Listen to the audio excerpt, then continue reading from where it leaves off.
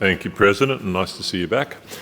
My colleague, Ms Payne, last night moved our amendment to the bill and indicated our support for the amendments moved by the Greens. I'd also like to commend Ms Purcell for her analysis just a few minutes back. Legalise Cannabis Victoria has sought the views of many stakeholders on this bill, and we thank the Federation of Community Legal Centres, Youth Law, the Human Rights Law Centre, the Centre for Multicultural Youth, West Justice, the Victorian Aboriginal Legal Service and others for their comprehensive briefings.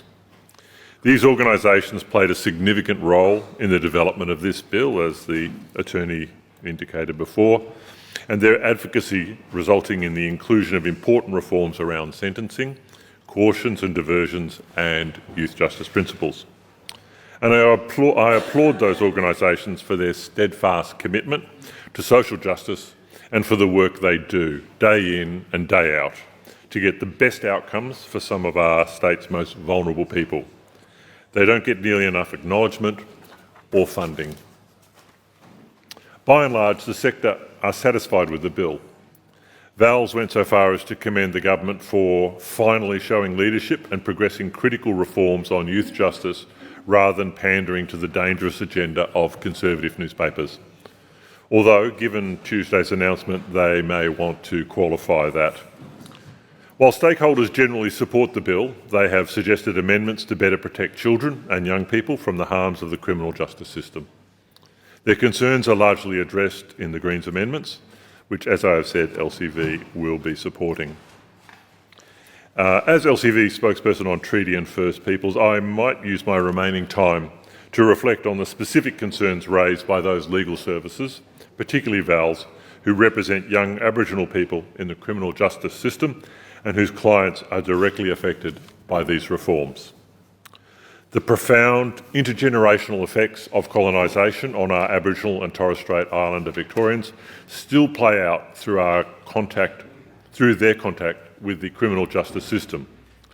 We know that our First Nations people have long been overrepresented in our youth and adult criminal justice systems, that despite accounting for only 3% of the total Australian population, Aboriginal and Torres Strait Islander people still make up 39% of all prisoners. We know that First Nations children have long been overrepresented in child protection services. Data from the Productivity Commission shows that in the last year, 43.7% of children in out-of-home care were Aboriginal and Torres Strait Islander children. That is close to half of all children in out-of-home care, despite their representing only 6% of all children in Australia aged 17 and under. As we know that Aboriginal and Torres Strait Islander people continue to be over-surveilled and over-policed.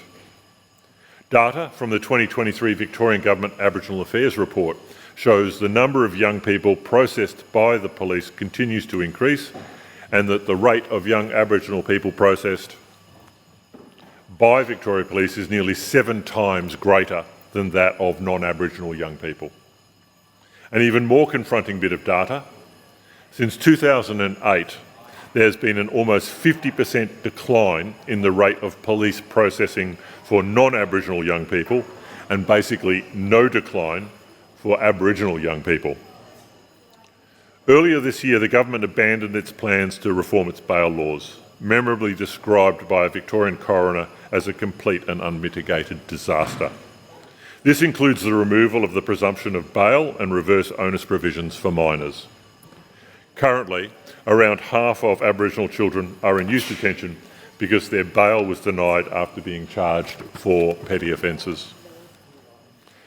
Instead of reforming bail, the government is trialling an expensive electronic monitoring program on children as young as 14. In announcing the trial, the Attorney-General stated that, and I quote, "Kids that have had significant trauma will be unlikely suitable for an electronic bracelet," which makes me wonder what child would be suitable. I doubt there's a single child affected by these reforms who is not suffering from significant trauma, if not a range of other undiagnosed mental health conditions. How could they not be? The 50 or so young people who are the likely subjects of the trial have been known to child protection and the police since they were toddlers. Most have suffered a lifetime of abuse and trauma, their first contact with child protection taking place before they have turned 3, their first contact with the criminal justice system before they had turned 10. They have been in foster care or residential care, the last resort of home care, for most of their lives. All have issues at school, most have been expelled. And when these children have acted up in school or in resi care, they've had the cops turned onto them. These traumatised young people have been aggressively policed and punished for behavioural issues long before they were involved in any criminal activity. So I would dispute that any of these young people should be on the electronic bracelet trial. There are alternative programs that could be trialled, many that are working successfully now, that do not involve further stigmatising, further traumatising and further entrenching young people in the criminal justice system. They're also a damn sight cheaper and, I would hazard, far more effective in encouraging young people to engage with school or a job and get their lives back on track. Shackling traumatised kids with electronic bracelets may go some way to appeasing the editors of the Herald Sun and their devotees opposite, but it will do nothing to break the cycle of trauma or to reduce crime. Eventually, we will need to have a broader conversation about the costs of criminalising our young people. One of the main reasons we turn up here to fight for cannabis law reform is that we know there are too many young people in detention because of our inhumane drug laws. We hear examples of this all the time. A young person on bail gets busted for possession of a bit of weed and, just like that, they've breached their bail conditions. Look, we are not in the grip of a youth crime wave, and we should not be pandering to baseless beat-ups whipped up by sections of the media.